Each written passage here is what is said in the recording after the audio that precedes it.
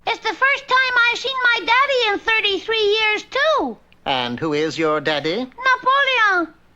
Well, we had kept the suspenders from falling into the hands of France's enemies, but there really didn't seem to be any reason for returning them to Napoleon either. And so we didn't. There they are. That's why in all the pictures of Napoleon, his hand is inside his coat. He's really holding up the imperial pants.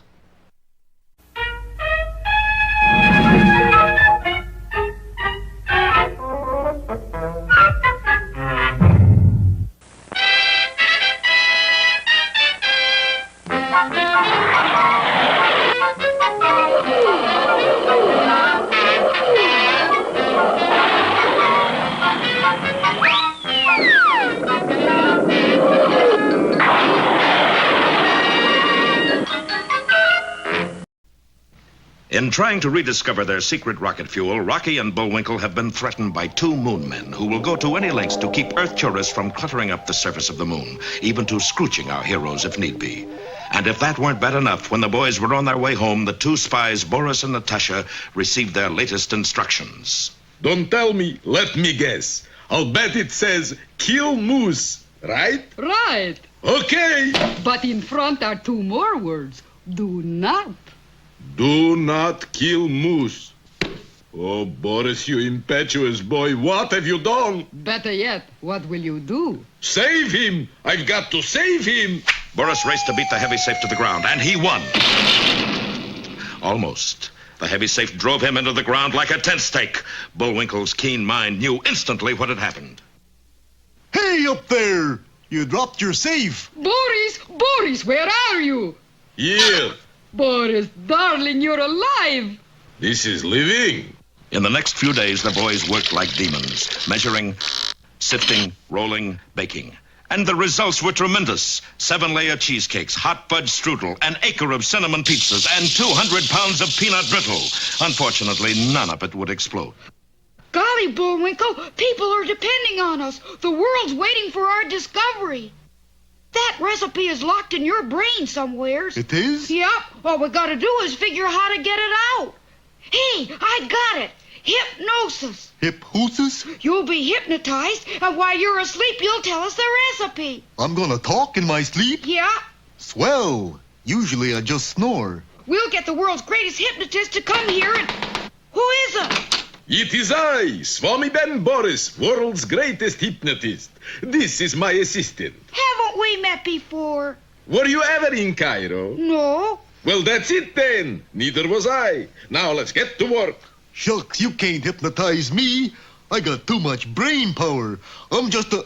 Yes, master. All right. What is in the recipe? Wait a minute.